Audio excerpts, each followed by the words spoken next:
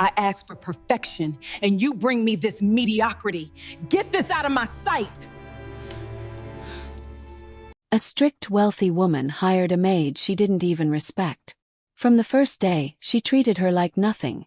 Cold orders, harsh rules, and no kindness at all. But what she didn't know was this. The maid she brought into her house was not a stranger. She was her own daughter.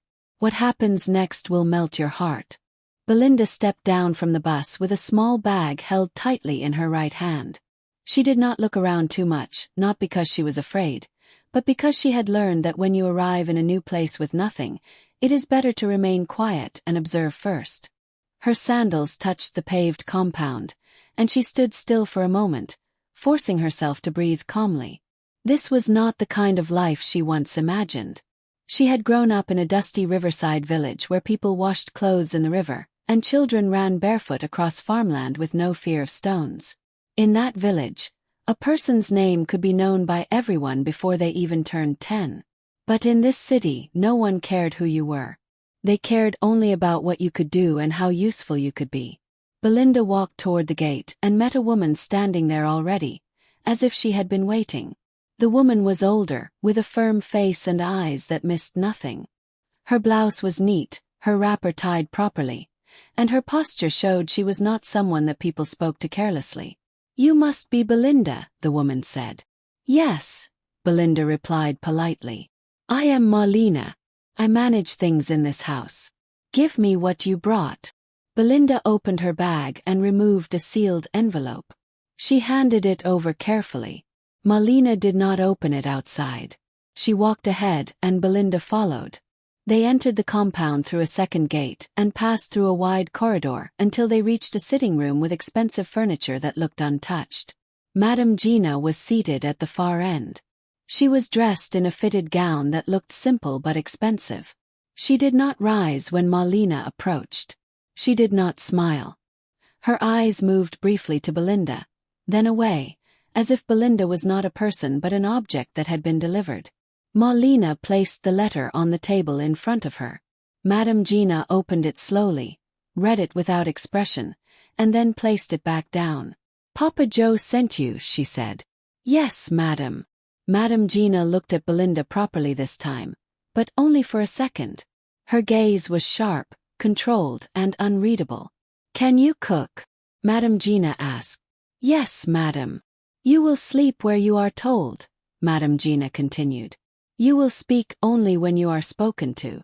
You will not make unnecessary noise. You will not touch what does not belong to you. You will not enter any room unless you are instructed." Belinda kept her voice calm. "Yes, madam." Madame Gina leaned back slightly. "Have you been told what kind of house this is?" Belinda lowered her eyes. "No, madam. This is a house that values order," Madame Gina said. "If you break that order, you will leave. Immediately." Belinda nodded again. "Understood, madam." Madame Gina waved her hand once, dismissing her without another word. Marlena gestured for Belinda to follow. They walked through the back of the house until they reached a narrow corridor beside the laundry area. Marlena stopped at a small door and opened it. "This is your room," she said. Belinda stepped inside and looked around. The room was small and had no window. There was a metal bed, a thin mattress, and a wardrobe that leaned slightly to the left. It was not comfortable, but Belinda did not complain. "Put your things down," Marlena instructed. "You start work tomorrow before sunrise." "Yes, Marlena." As Belinda began to settle her bag, Marlena's eyes briefly moved to it. "Keep your personal items hidden," Marlena said quietly. "Especially anything you value." Belinda froze slightly but kept her face calm. "All right." Marlena held her gaze for a moment, as if she wanted to say more. But she did not. She turned and left, closing the door behind her. Belinda sat on the bed slowly. Her hands moved into her bag and found the handkerchief tied at the bottom. She did not open it. She simply touched it and breathed in. In this house, silence was not just normal, felt enforced. And for reasons she could not explain, Belinda felt like her arrival had disturbed something that had been sleeping for a long time. Belinda woke up before Marlena knocked on her door. She had not slept deeply, but she still sat up quickly when she heard footsteps in the corridor. In this house, she already understood that being late even once would create a problem that could follow her for weeks. Marlena opened the door and looked inside. "You are awake," Marlena said. "Yes," Belinda replied, standing up immediately. "Good. Come." Belinda followed her into the kitchen where the other workers were already moving around. No one spoke loudly. Even the plates were handled carefully, as if sound itself could offend the walls. Marlena gave Belinda instructions without wasting words. Sweep the back corridor, boil water, and assist with breakfast preparation. Belinda worked quickly. She did not move in a rushed way, but her hands were steady. She listened carefully and followed every order as if she had been working there for years. By the time Madame Gina came downstairs, breakfast was already arranged. Belinda stood behind Marlena with her hands joined in front of her. Her eyes lowered respectfully. Madame Gina sat without greeting anyone. She looked at the tray, then at Marlena. "Tea," Madame Gina said. Belinda immediately stepped forward, poured the tea, and placed it gently on the table. The cup did not shake. The saucer did not rattle. It was a small action, but Madame Gina noticed it. She drank once, then spoke. "You know what you are doing," Madame Gina said, her voice flat. "Yes, madam," Belinda replied. Madame Gina's eyes remained on her for a second longer than necessary. Then she looked away. After breakfast, Belinda was given a list of chores. She cleaned, folded clothes, arranged the sitting room, and assisted in the kitchen again. She stayed busy and she stayed quiet. Some of the workers began to whisper about her when Marlena was not nearby. "She is too calm," one woman said. "She is calm because she wants to stay," another replied. Belinda pretended she did not hear. She had learned long ago that when people do not understand you, they start creating their own stories. That afternoon, Madame Gina returned to the house earlier than expected. Belinda was ironing scarves in the inner hallway, following Marlena's instructions carefully. She did not know Madame Gina was behind her until she felt her presence. Belinda stopped and turned immediately. "Good afternoon, madam," she said. Madame Gina did not respond at first. She looked at the scarf on the ironing board, then at the neatness of Belinda's hands. Then her eyes moved to Belinda's face.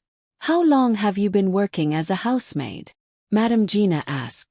"I have not worked in a house like this before," Belinda answered honestly. Madame Gina narrowed her eyes slightly. "Then who taught you to move like this?"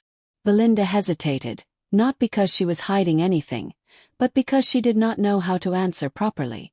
"My foster mother," Belinda said carefully. "Mama Sarah. She taught me to be respectful and careful." Madame Gina's face tightened, almost like she did not like hearing that name. Her tone remained calm, but her eyes became sharper. "Mama Sarah," she repeated. "Where is she now?" Belinda kept her voice steady. "Back in the village. She is old." Madame Gina looked away as if something had annoyed her. "You will continue to work under Marlena," she said. "If she complains about you, you will leave." "Yes, madam." Madame Gina walked past her, but Belinda noticed something strange. Madame Gina's hand had trembled slightly when she turned. It was small, almost invisible, but Belinda saw it. Later that evening, Marlena called Belinda into the kitchen after the other workers had gone. "You handled her well today," Marlena said quietly. Belinda was surprised. "Was I supposed to handle her in a special way?"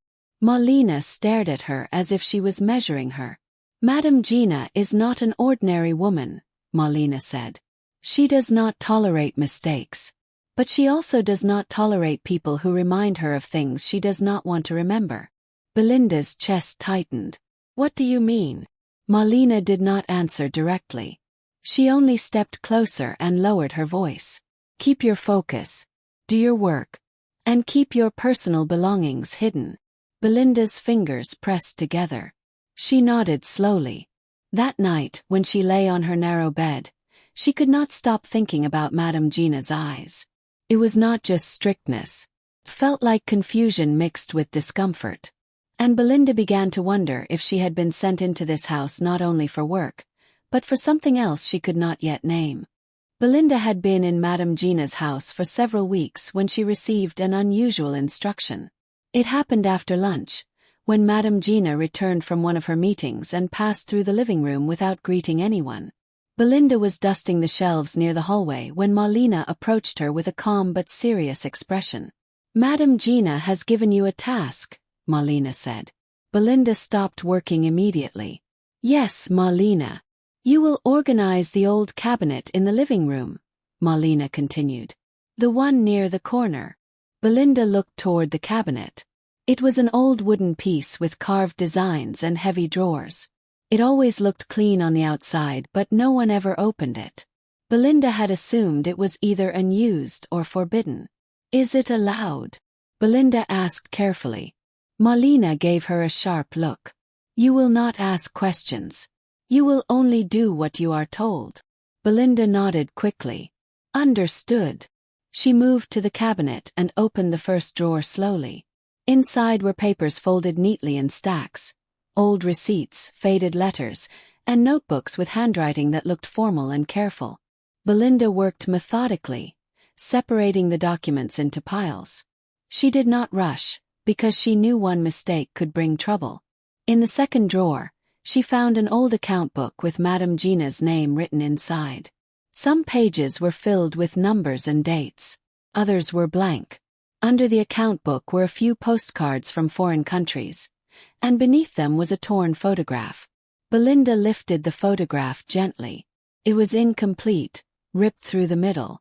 She could see the side of a woman's face and part of a man's shoulder, but the rest was missing. She stared at it for only a second, then returned it to its place. She was about to close the drawer when her fingers brushed a small folded paper tucked into the corner. It was folded into 4 parts and looked yellowed with age. Belinda's hand stayed on it for a moment. She knew she should leave it alone. It was clearly private, but something in her mind pushed her to open it, as if it was calling her by name. Her thumb moved slightly toward the edge of the paper. Then she stopped. Belinda placed it back carefully without unfolding it.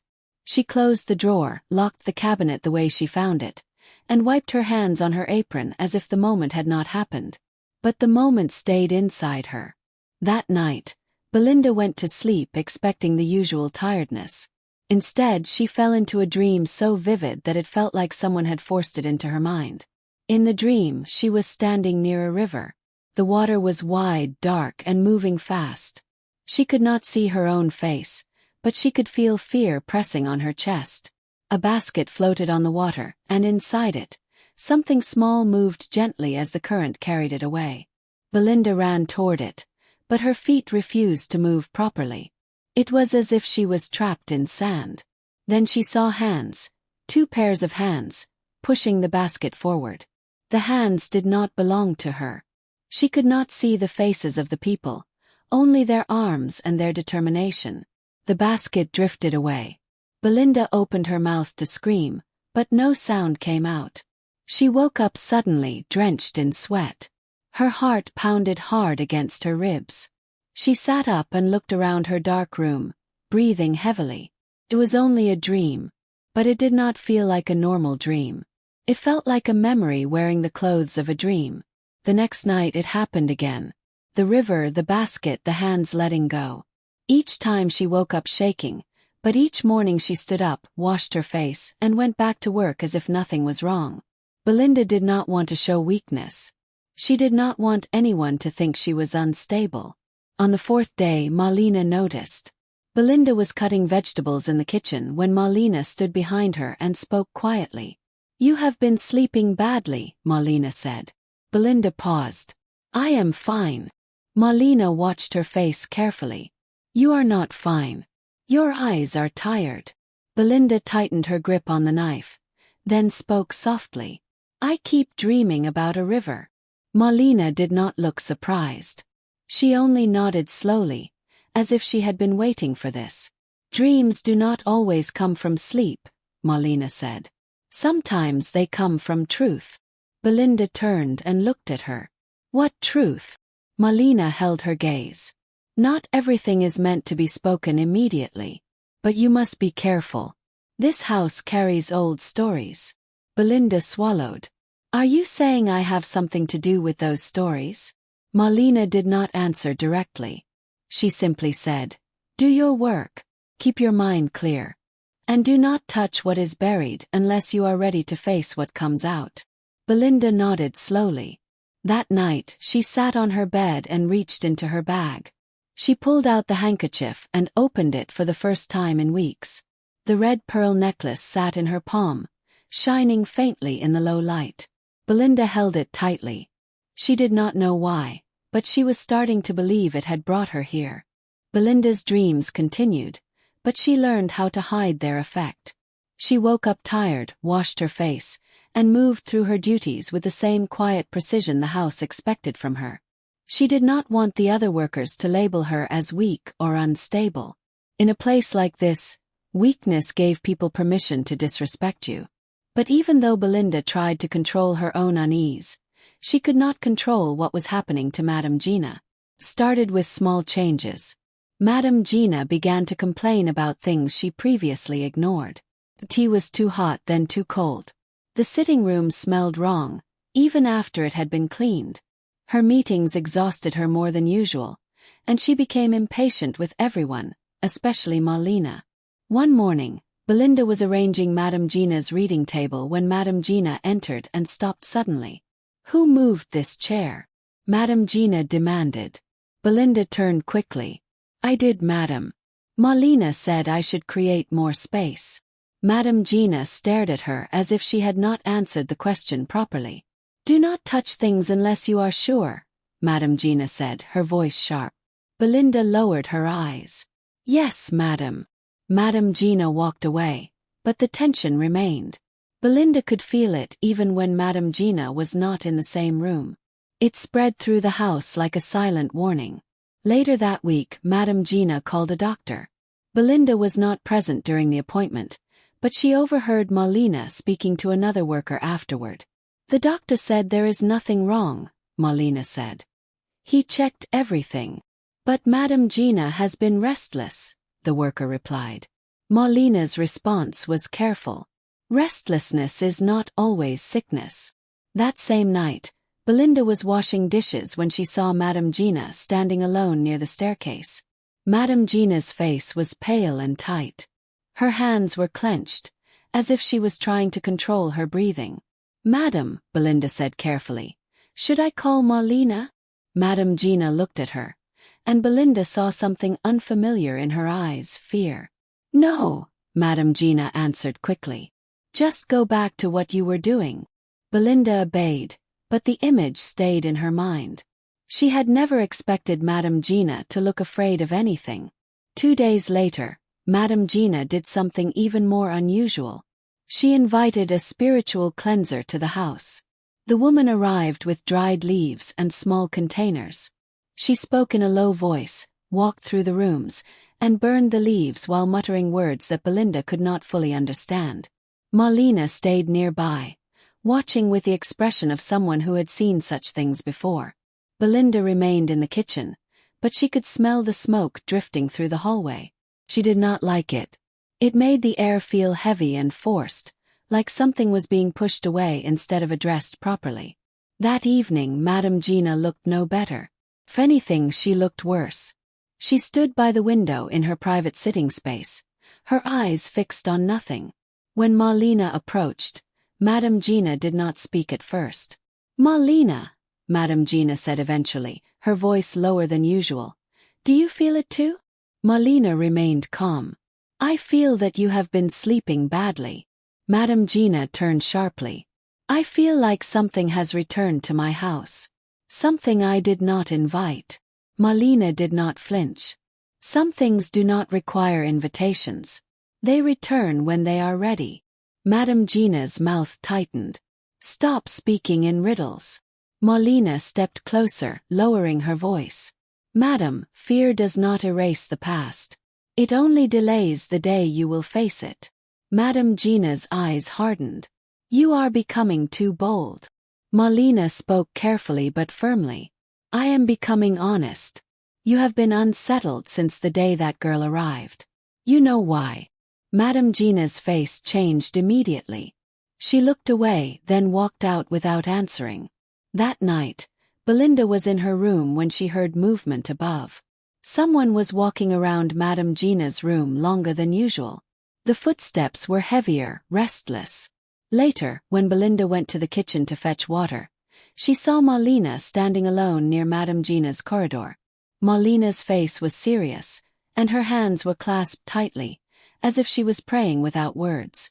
Belinda hesitated, then spoke softly. Marlena. Is Madame Gina all right? Marlena looked at her for a long moment. She is remembering, Marlena replied. Belinda's chest tightened. Remembering what? Marlena did not answer. Instead, she asked a question that unsettled Belinda even more. Belinda, Marlena said slowly, do you carry anything that belongs to your past? Anything you have never explained? Belinda's mind jumped instantly to the red pearl necklace. Her throat felt dry. Yes, she admitted quietly. Marlena nodded, as if she had expected that answer. Keep it close, Marlena said.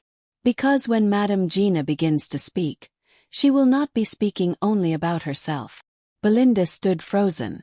For the first time the warning was clear. Whatever was hidden in this house was not only Madame Gina's secret. It was connected to Belinda. Saturday mornings were usually calmer in Madame Gina's house. The guests rarely came early, and Madame Gina often stayed in her private sitting room for long phone calls. For Belinda, it was one of the few days she could work without feeling Madame Gina's eyes following her. But that morning the routine was disrupted. Dorcas, the house cleaner, did not show up at her usual time. When Marlena went to check on her, she returned with a serious look. Dorcas is sick, Marlena announced. She has been sent to rest. One of the younger workers sighed. But who will handle the private salon today? Marlena did not respond immediately. She glanced at Belinda. Belinda understood that look. It was not a request. It was an instruction coming before the words. A short while later, Madame Gina entered the kitchen, already irritated. I do not like delays, she said sharply. My schedule is not changing because someone cannot manage their health. Yes, madam, Marlena replied calmly. Madame Gina's eyes shifted toward Belinda. You, Belinda. Belinda stepped forward. Yes, madam. You will clean the private salon today, Madame Gina said. Dorcas would have done it, but since she is useless this morning, you will do it. Belinda's heart tightened slightly. She had heard about the private salon, but she had never been allowed near it. She knew it was used for Madame Gina's special clients and private appointments. Yes, madam, Belinda answered. Madame Gina's eyes narrowed. You will not touch anything except what you are instructed to clean. You will not open drawers. You will not listen to conversations. Do you understand? Yes, madam. Madame Gina walked away. Marlena approached Belinda immediately. Be careful, she said quietly. Do exactly what you are told. Nothing more. Belinda nodded and took the cleaning materials. She walked down the hallway toward the private salon, feeling like she was stepping into territory that could change her life. The door was heavy. She opened it and stepped inside. The room was polished and expensive. The floor was marble, cold beneath her feet. The mirrors were large, bordered with gold. Bottles of perfumes were arranged neatly, and the furniture looked like it belonged in a place where people came to be admired. Belinda began cleaning silently. She did not waste time. She wiped surfaces, swept carefully, and arranged items exactly as she found them. She did not touch the perfumes or open anything that looked private. She was wiping the lower part of a mirror when she heard heels approaching. Belinda turned quickly, expecting Madame Gina. But it was not Madame Gina. A woman of a certain age walked in with confidence, dressed neatly, her gloves covering her forearms.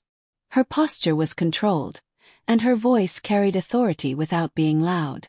Is Gina here? The woman asked. Belinda straightened. Good morning, madam. I will go and call her.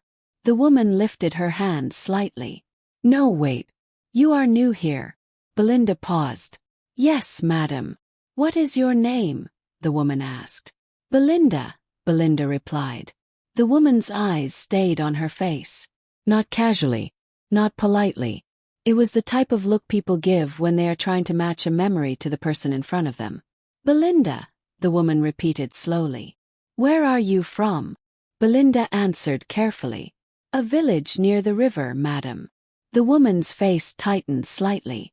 Which area? Belinda hesitated, then gave the region. The woman's expression changed. It was subtle, but Belinda noticed it immediately. It was the look of someone who had just heard something they did not expect. I know that region, the woman murmured. I have been there, a long time ago. Belinda remained silent, unsure whether to speak. The woman took a slow step closer. How long have you worked here? Only a few weeks, Belinda answered. The woman nodded as though she was confirming something in her mind. You resemble someone I once knew, she said. A woman who was proud, ambitious, and very alone. Belinda felt her throat tighten. Before she could respond, the door opened again. Madame Gina entered wearing a deep blue outfit that made her look even more guarded.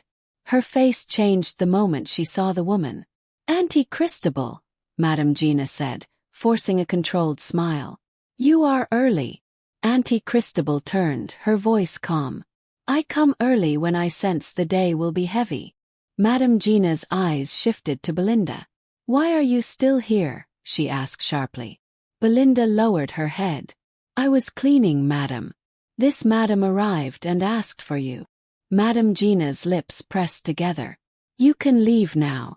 Belinda obeyed, walking toward the doorway but slowing when she heard Auntie Christabel speak again. I spoke to your new girl, Auntie Christabel said. She is interesting. Madame Gina's response was cold. She is a village girl. Quiet and clean. That is all I need. Auntie Christabel was silent for a moment. Then she said, You know the things we bury do not stay buried forever. Madame Gina's voice became tense. Do not start that again. Auntie Christabel did not raise her voice. I am not judging you. I am warning you. Your house feels different. You should be careful. Madame Gina exhaled sharply. 20 years ago you judged me enough. I will not listen to your warnings now. Belinda stood outside the door, frozen. She had no idea what the two women were referring to, but she could tell it was personal. Auntie Christabel spoke again, quieter this time. If she is here, Gina, then it means time has reached you. Belinda's heart pounded, and she walked away quickly before she could be caught listening. Back in the kitchen, Malina saw her face and knew something had happened. Who came? Malina asked. Belinda hesitated. A woman called Auntie Christabel. Malina's hands paused. Her eyes sharpened. What did she say? Belinda swallowed. She said I resemble someone she once knew. Malina did not respond for a long moment. Then she said only one sentence, and it sounded like both a warning and a confirmation. Now the story has started moving faster. Belinda stood still, feeling her stomach tighten. For the first time, she realized she was not just working in Madame Gina's house. She was standing inside a secret that had been waiting to return. The next morning, Belinda woke up with the same tight feeling in her chest. She tried to ignore it, but the words she overheard in the private salon kept replaying in her mind. If she is here, Gina, then it means time has reached you. Belinda did not know what that meant. But she knew it was not ordinary talk. Sounded like a message from the past. She went to the kitchen early and started working quietly. Malina was already there, checking the pantry and writing a list. Belinda approached respectfully. Good morning, Malina. Malina looked up. You will go to the market today. Belinda nodded. Yes, Malina. You will buy fish, onions, spices and cooking oil, Malina said. And do not delay. Belinda took the money and the basket. She expected Malina to warn her again, but Malina only watched her in silence for a moment, then added a short instruction. Do not talk too much outside, Marlena said. Belinda understood. All right. She left the compound and walked to the market. It was busy, but Belinda stayed focused. She bought onions first, then dried pepper, and then moved toward the fish sellers. As she walked past the fabric stalls, something caught her attention. A red cloth was hanging over a wooden pole. It looked old, with a pattern that reminded her of something she could not name. The moment her eyes landed on it, her chest tightened. Belinda stopped walking. She stared at the cloth as if it was speaking to her. She did not even realize she had stepped closer until the fabric seller spoke. "You like it?" the old woman asked. Belinda blinked. "I do not know." The old woman smiled slightly. "That is an old pattern. People wore it near the river long ago." Belinda swallowed. "Near the river?" "Yes," the woman replied. "Midwives used it. It was tied around newborn babies for protection. It is called a birth cloth." Belinda's hands tightened around her basket. Why would it feel familiar? The seller studied her face carefully. "Some things remember people," she said. "Even when people do not remember." Belinda stood still, feeling her heartbeat increase. The seller lifted the cloth slightly. "Do you want a small piece? It is not expensive." Belinda hesitated. She had not planned to buy cloth. She did not need it. But something inside her pushed her to accept. "Yes," Belinda said quietly. "A small piece." The seller cut a piece for her, folded it, and placed it in her hand. Belinda paid quickly, as if she feared changing her mind. She finished her shopping and returned to the house. When she entered the kitchen, Marlena turned and noticed the basket immediately. Then her eyes moved to Belinda's hand. "What is that?" Marlena asked. Belinda placed the groceries on the table first. Then she slowly opened her hand to show the folded cloth. "I saw it at the market," Belinda said. "It reminded me of something. I do not know why." Marlena stared at the cloth without touching it. Her face changed, but she controlled it quickly. "That cloth," Marlena said quietly, "is not ordinary." Belinda frowned. "It is just fabric." Marlena stepped closer and finally touched it with the tip of her fingers, as if she was testing something dangerous. "This is the kind of fabric people used when a child was born," Marlena said. "It is connected to beginnings." Belinda's voice became firmer. "Marlena, I need you to stop speaking like that. I am tired of hints." Marlena met her eyes. "You are demanding answers now." "Yes," Belinda replied. "Because people are speaking around me." Auntie Christabel looked at me like she knew me. Madame Gina looked disturbed. "You keep praying and watching me. What is the truth?" Marlena held her gaze for a long moment. Then she spoke carefully, as if choosing each word. "There are truths that come like fire," Marlena said. "If they come too early, they burn everything." Belinda's jaw tightened. "So you will not tell me?" Marlena shook her head slowly. "Not yet." Belinda's eyes filled with frustration, but she kept her voice controlled. "Then what should I do?" she asked. Marlena took the cloth from Belinda's hand and folded it neatly. "You will write," Marlena said. "Every dream, every strange memory, every detail you notice. Write it down and keep it hidden." Belinda stared at her. "Why?" "Because when the truth is finally spoken," Marlena answered, "you will need to know what your heart already knew before your mind caught up." Belinda did not respond. That night, she returned to her room and removed her notebook from her bag. She opened to a clean page and began writing. The river, the basket, the hands letting go, the red cloth, the way Auntie Christabel stared at her, Madame Gina's silence, Marlena's warnings. As Belinda wrote, her hand trembled slightly. She realized she was no longer writing for curiosity. She was writing because something was coming. And it would not stop until it reached her. Belinda kept writing every night, just as Marlena instructed. She wrote down her dreams, her thoughts, and every moment that made her feel uneasy. At first, she thought the writing would calm her mind. Instead, it made her more aware of how many strange things were happening around her. The house had started changing. Not the furniture or the rules, but the people. The workers who once spoke freely around her now paused when she entered a room. Conversations ended suddenly. Eyes turned away too quickly. Some people were no longer rude, but they were cautious, like they were watching someone whose position could change overnight. Belinda noticed it, but she did not react. She continued her duties quietly. She told herself that gossip was normal in big houses, and she refused to allow it to affect her work. One evening, Madame Gina attended a formal event. She left the house dressed elegantly, with her driver waiting outside. Belinda watched from a distance, not because she admired Madame Gina's lifestyle, but because she had come to recognize that Madame Gina's mood controlled the air of the entire house. Once Madame Gina was gone, Marlena called Belinda aside. "You have been working well," Marlena said. "Thank you," Belinda replied politely. Marlena held out a small key. "This is for the library." Belinda blinked. "The library?" "Yes. You will use it tonight," Marlena said. "You have been steady. You deserve some quiet time to learn something useful." Belinda hesitated. Madame Gina allowed it. Marlena's expression remained firm. "Madame Gina is not here, and I am responsible for what happens inside this house. You will read, and you will return everything exactly as you found it." Belinda accepted the key carefully. "I understand." She waited until her duties were complete, then walked toward the library.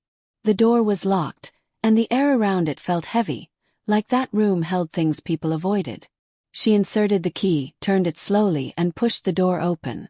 Inside, the shelves were filled with old books, files, and albums.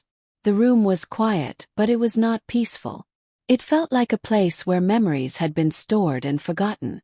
Belinda moved carefully. She did not pull out random items. She chose a simple book and sat down.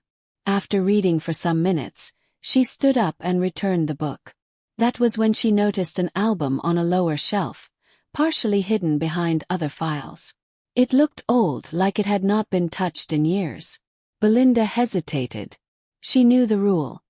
Do not touch what is not yours. But her hand moved toward the album before she could stop herself. She pulled it out gently and opened it. The first few pages contained photographs of Madame Gina's home, guests, and events. Then Belinda turned another page and froze. There was a photograph of Madame Gina. Not Madame Gina as she was now, but Madame Gina much younger. She was seated on a chair, her face serious, her eyes tired, and her hand resting on a visibly pregnant belly. Belinda stared at the picture, unable to breathe properly.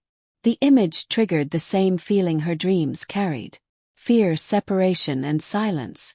Her throat tightened. She closed the album carefully and returned it to its place. Her hands were trembling slightly as she stood up. Belinda left the library quickly and locked the door behind her. Back in her room, she sat on the bed and pressed her palms together. She did not know what to think. She did not know what the photograph meant, but she knew it was not random. The next morning, Belinda woke early and stepped into the kitchen. Immediately, she sensed the shift again. Two workers were speaking softly near the stove.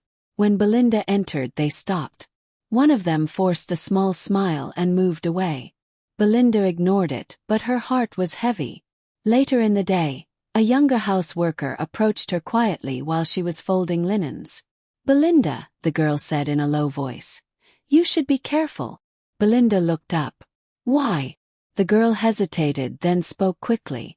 "People are saying you are not ordinary. They say Marlena gives you special tasks. They say Madame Gina watches you too much." Belinda remained calm. "People talk because they are bored." The girl shook her head. "No, it is not like that. They are not talking for entertainment. They are talking like they are waiting for something to happen." Belinda's fingers tightened around the cloth she was folding. "Who is waiting?" The girl lowered her voice further. "Everyone."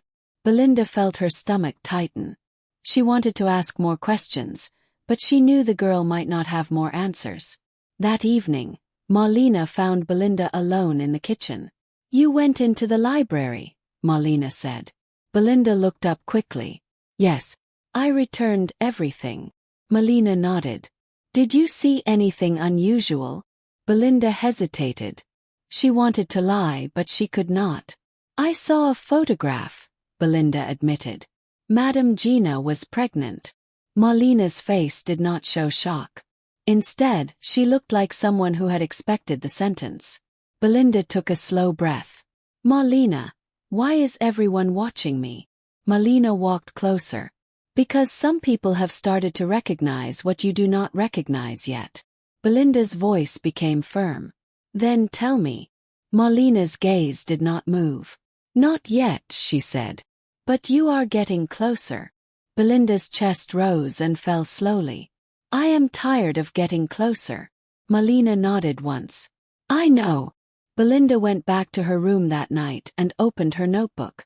She wrote about the photograph, about the staff's silence, and about how her body reacted as if the truth was already inside her. Then she wrote a sentence that frightened her the moment she finished it. I think Madame Gina knows me, but she is pretending she does not. Belinda stared at the words for a long time. For the first time, she was no longer just confused. She was suspicious. Belinda could no longer ignore what was happening around her. The house had become a place where people watched her in silence, then looked away as if they had seen something they were not supposed to see. It was not open hostility, but it was pressure. Quiet pressure. 2 days after she found the pregnancy photograph in the library, Madame Gina's relative arrived. Belinda noticed the visitor's car first. It was not the usual vehicle that brought Madame Gina's friends. It was older, but still well maintained. When the driver opened the door, an elderly woman stepped out with slow confidence. Marlena went outside immediately and greeted her with respect. You are welcome, Ma, Marlena said. The woman walked in without responding to the greeting. Her eyes moved across the compound like someone inspecting territory, not visiting family. The moment she entered the house, her attention shifted to Belinda, who was arranging a tray in the hallway. The woman stopped. Belinda felt the stare before she even raised her head. When she looked up, the elderly woman was studying her face closely, not with curiosity but with certainty. Belinda's hands remained steady, but her stomach tightened. Good afternoon, Ma, Belinda said respectfully. The woman did not answer. She stepped closer and examined Belinda more directly, as if she was measuring her features against a memory that had never left her. Belinda felt uncomfortable, but she did not move away. She kept her posture straight and calm. After a long moment, the woman finally walked past her and entered the sitting room. Belinda exhaled quietly and continued her work. But she knew the moment was not finished. Someone who looks at you like that is not looking for conversation. They are looking for confirmation. Later that afternoon, Belinda was passing by the sitting room with folded linens when she heard voices. The door was not fully shut. The sound of conversation pulled her attention before she could stop herself. The elderly woman was speaking in a low but firm tone. That girl, she said. I have seen that face before. Marlena responded carefully. She is a worker here. Papa Joe sent her. Do not lie to me, the woman replied. That is not the face of a stranger. She has the cheekbones of our family. Even her eyes carry the same line. And her hands. They resemble Madame Gina's grandmother. Marlena's voice was tense. Lower your voice. The elderly woman gave a short laugh without humor. Are you afraid the walls will repeat my words? Listen, Marlena, children that are pushed away do not disappear forever. They return. They always return. Marlena's response was softer. Please. The elderly woman's voice sharpened. Do you think God sleeps? Do you think time forgets? If that girl is here, it means the past has found its way back. Belinda stepped away quietly, her heart pounding. She did not want to be caught listening. But the words were already inside her. She carried them down the corridor like weight. That evening she could not focus properly. She washed plates and folded clothes, but her mind kept replaying what she heard. She has the cheekbones of our family. She is not a stranger. The next morning, Belinda found Marlena in the kitchen alone. Marlena, Belinda said calmly, I want you to answer a question. Marlena did not look surprised. Ask. Belinda stepped closer. That woman yesterday, she said I look like your family. Why? Marlena's face tightened briefly. You were listening. I did not plan to, Belinda replied. But I heard enough. Marlena remained silent. Belinda's voice became firmer. You keep telling me not yet. But the house is already speaking. People are already deciding things about me. If you know something, you should say it. Marlena looked at her for a long moment. Then she spoke slowly. I have been protecting you, Marlena said. And I have been protecting Madame Gina. Belinda narrowed her eyes. From what?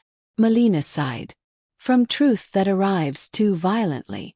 From consequences that cannot be undone. Belinda took a steady breath. Then you are choosing what I deserve to know. Marlena did not deny it. Yes. Belinda felt anger rise, but she controlled it. I want answers. Not warnings. Marlena's voice softened. You will get answers. But they cannot come from me alone. Belinda understood one thing immediately. Papa Joe. Marlena nodded. That same afternoon, Belinda asked permission to leave the house briefly. Marlena agreed without asking questions. Belinda walked straight to the small presbytery where Papa Joe lived. It was simple and quiet, filled with books and small containers of herbs. Papa Joe opened the door himself. Belinda, he said. You came. Belinda stepped inside without greeting properly. She was too tense to pretend. Papa Joe, she said. Why did you send me to that house? Papa Joe looked at her carefully. Sit down. Belinda did not sit. No. Answer me. Papa Joe's expression tightened slightly, but he remained calm. I sent you because I believed you would find what you have been missing, Papa Joe said. Belinda's voice shook with controlled anger. You mean my past? Papa Joe nodded slowly. Belinda swallowed. Do you know who my mother is? Papa Joe lowered his eyes. Belinda felt her chest tighten. So you know. Papa Joe exhaled and spoke quietly. I know enough to understand why people stayed silent. Belinda's jaw tightened. That is not an answer. Papa Joe looked at her again. Belinda, the truth you carry is not small. It cannot be placed into words like a simple story. Belinda stepped closer. Then say it anyway. Papa Joe paused, then shook his head. I will not. Belinda stared at him in disbelief. Why? Because this truth must come from the person who caused it, Papa Joe replied. Not from me. If I tell you, it will become gossip, accusation, and shame. If she tells you, it will become confession. Belinda's voice dropped. Madame Gina. Papa Joe did not confirm it directly, but his silence was loud enough. Belinda turned away, her hands clenched. Papa Joe continued. Soon, Belinda, you will have to decide what kind of person you will be when the truth arrives. You will have to choose whether you will forgive or distance yourself. Belinda faced him again. I did not ask for choices. I asked for my life. Papa Joe nodded once. I understand. Belinda left the presbytery with no clear answer, but she felt something worse than confusion. She felt trapped. And when she returned to Madame Gina's house that evening, she realized the house was no longer waiting quietly. It was preparing.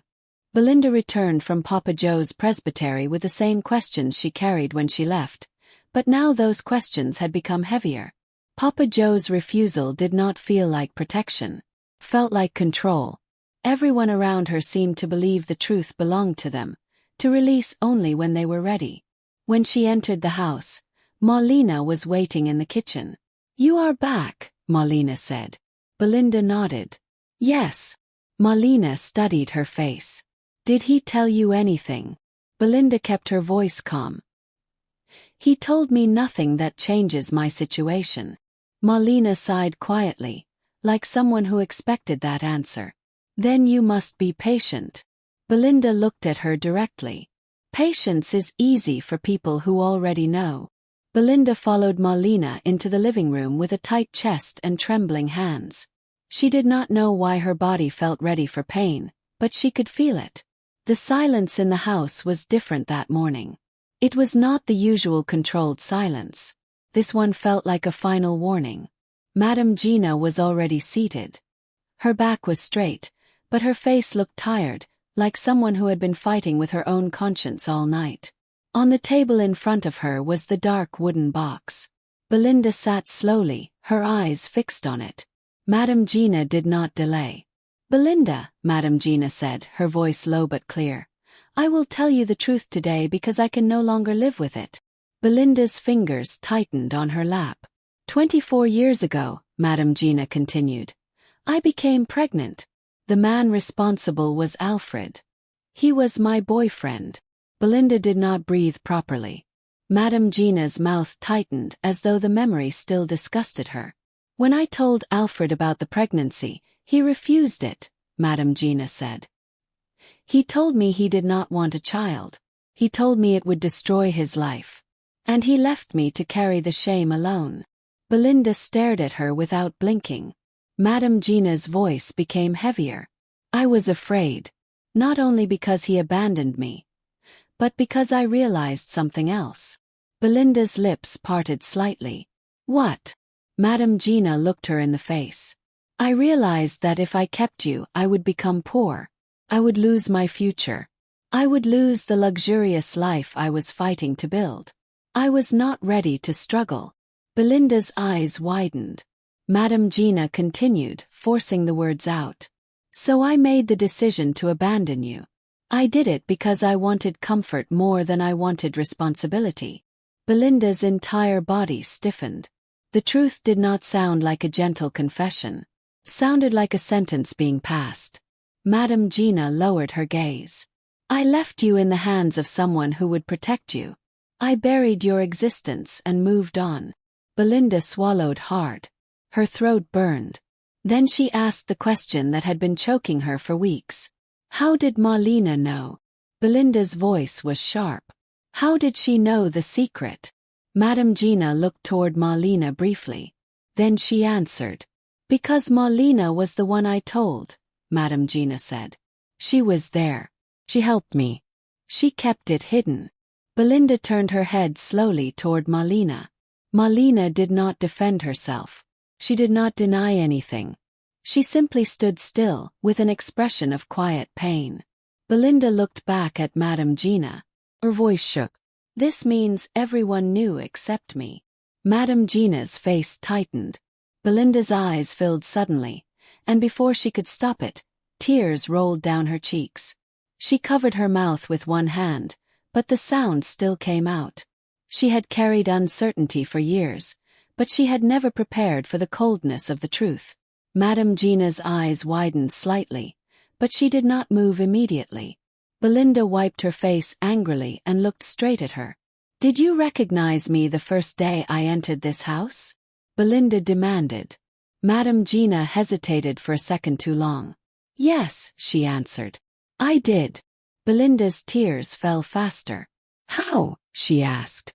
Madame Gina's voice became quieter. "Because of the letter Papa Joe gave you. The way he wrote. The way he insisted. And because the moment I looked at you, something in me knew." Belinda's voice rose. "So why did you not show any remorse? Why did you treat me like nothing?" Madame Gina's jaw tightened. She looked away briefly, then spoke. "Because I still carry the pain Alfred caused me," Madame Gina said. "And when I saw you, it felt like the past returned to accuse me. Became defensive. I became cruel." Belinda stared at her with disgust and heartbreak mixed together. "Then you are a very wicked woman," Belinda said, her voice shaking. "You punished me because a man hurt you. You threw me away because you wanted luxury. And you still had the heart to treat me like I was lucky to be here." Madame Gina's eyes filled, but Belinda did not stop. "I want to see Alfred," Belinda said firmly. "I want to look at him. I want to ask him why he destroyed my life before it even started." Madame Gina's breath caught. Marlena stepped forward for the first time. Belinda. Belinda raised her hand. No. I deserve that. Madame Gina sat still, then finally nodded slowly. All right. They left the house that same day. Belinda sat in the back seat while Madame Gina and Marlena sat quietly beside her. The drive felt long. No one spoke. Belinda's tears dried on her face, leaving her with a hard, aching expression. When they arrived, Belinda stepped out first. She expected a house, a gate, a man who could still speak. But instead, Madame Gina's driver led them to a quiet place and stopped. Madame Gina's voice broke slightly. Belinda. Belinda turned quickly. Where is he? Madame Gina's eyes dropped. Alfred passed away. Belinda's face froze. Madame Gina forced the rest out. He died 3 years ago. Belinda staggered back as if someone had struck her. No, she whispered. Madame Gina stepped forward. Belinda. Belinda shook her head, her breathing uneven. So I cannot even face him. I cannot even ask him. Her knees weakened. She covered her face and cried openly. Not the controlled tears of a wounded adult, but the raw grief of a child who had waited too long for a voice that was now permanently silent. Madame Gina's tears fell too. Marlena stood behind them with tears running down her face as well, unable to hold herself together anymore. In that moment, all 3 of them cried. Not because the truth was revealed, but because the truth arrived too late to punish the man who caused the wound. And Belinda was left holding pain with no place to release it. Weeks passed after the visit that confirmed Alfred's death, but the house never returned to what it used to be. The silence remained, but it changed its meaning. It was no longer a silence of secrets. It was the silence of consequences. Belinda continued working, but not like before. She was no longer simply a maid who followed orders. She was a human being forced to process a truth that rearranged her identity. Madame Gina changed too. She stopped shouting for small mistakes. She began to sit alone more often. She spoke less, and when she spoke, her voice carried regret that could not be removed by pride. One morning, Madame Gina called Belinda into her office. Marlena was present. On the table were legal documents arranged neatly, stamped and signed. Madame Gina sat behind the desk with a controlled expression. Belinda, Madame Gina said, I will not pretend that papers can fix what I destroyed. But I am doing what I should have done long ago. Belinda did not sit. She remained standing. Madame Gina pointed to the documents. These are property documents. I am sharing my properties equally with you. Houses, land, accounts, everything that belongs to my future will also belong to yours. Belinda stared at the papers without moving. Marlena watched quietly, expecting a reaction. Madame Gina continued. You are my daughter. And whether you forgive me or not, I owe you that. Belinda's face remained unreadable. She stepped forward slowly and picked up the documents. Madame Gina's eyes softened slightly, as though she believed that action meant acceptance. But Belinda said nothing. She walked out of the office with the documents and went straight to her room. That same afternoon, a car entered the compound. The guards opened the gate. Marlena came out first, then froze when she saw the visitor.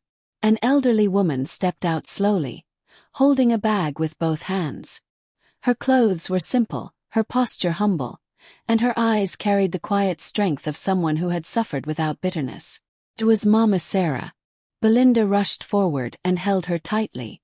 Mama Sarah looked confused. Belinda, what is going on? Belinda guided her gently into the house. When they entered the living room, Madame Gina was seated there. She stood the moment she saw Mama Sarah. For the first time in her life, Madame Gina looked unsure of what to do. Belinda did not wait for her to speak. Madame Gina, Belinda said firmly, this is Mama Sarah, the woman who raised me. Madame Gina's lips parted slightly. Mama Sarah. Belinda's eyes sharpened. I thought you would even ask me about her, Belinda said. Even after everything. But you never did. Madame Gina looked down in shame. Belinda stepped forward, holding the documents in her hand. Then she turned toward Mama Sarah and placed the papers into her hands. Mama Sarah's eyes widened. "Belinda, what is this?" Belinda held her hands gently. "These are property documents," Belinda said. "Madam Gina gave them to me." Madam Gina's eyes widened. "Belinda." Belinda raised her hand, stopping her calmly. "Mama Sarah deserves it," Belinda said. "Not me." Marlena covered her mouth slightly, stunned. Belinda faced Madam Gina directly. "You gave birth to me," Belinda said, voice shaking but controlled. "But Mama Sarah gave me life, she fed me, she stayed. She protected me when you chose luxury over responsibility." Madam Gina's tears fell instantly. Belinda continued. "I do not want anything from you. I do not want your properties. I do not want your wealth to become the excuse that makes people forget what you did." Madam Gina stepped forward, trembling. "Belinda, please." Belinda's voice rose slightly. "No. Let the truth remain the truth. You abandoned me because you feared poverty. Now you want to use riches to erase the pain." Madam Gina shook her head. "I am trying to make it right." Belinda nodded once. "Then start by honoring the woman you ignored." Belinda turned to Mama Sarah again. "Mama," Belinda said softly, "you are the reason I did not become bitter. You are the reason I did not become dangerous. You carried a child you did not give birth to, and you never complained." Mama Sarah began to cry. Belinda faced Madam Gina one last time, her eyes wet. "I do not hate you," Belinda said. "But forgiveness does not mean pretending. It does not mean I must accept you like nothing happened. Blood is not enough." Madam Gina's knees weakened slightly. Marlena held her arm. Belinda's voice softened, but her message remained firm. "If you want a place in my life," Belinda said, "you will earn it with responsibility, not money." Then Belinda stepped away and walked out of the living room with Mama Sarah beside her. Madam Gina stood frozen, crying quietly, not because she lost property, but because she finally understood the lesson. That a mother is not the one who returns when it is convenient. A mother is the one who stays when life is hard. As you watch this video to the end, receive these prayers. May God heal every hidden pain you have carried in silence. May He restore what life broke, and bring peace to the parts of your heart that have been wounded for years. In the name of Jesus, may every spirit of rejection, abandonment, and bitterness lose its hold over your life. I pray that God will connect you to people who will not use you, betray you, or leave you behind. May He surround you with helpers who will speak for you when you have no voice, and stand with you when you feel alone. May the Lord rewrite your story, and turn every season of shame into honor. May every door that was closed against you open by divine favor. May opportunities locate you even when you feel forgotten. I pray that what was taken from you, your confidence, your joy, your peace, will be restored with overflow. If you have been crying privately, may God wipe your tears and give you strength. If you are waiting for answers, may God reveal the truth in His perfect time. If you have been struggling to forgive, may He give you the grace to heal without losing yourself. I speak blessings over your home, your family, your career, your health, and your future. May your life attract mercy, protection, and uncommon favor. And may God turn every painful chapter into a testimony that will shock the people who doubted you. In Jesus' name, amen. If this prayer touched you, type amen in the comments, and don't forget to like, subscribe, and share this video with someone who needs hope today. Bye bye, see you in the next video.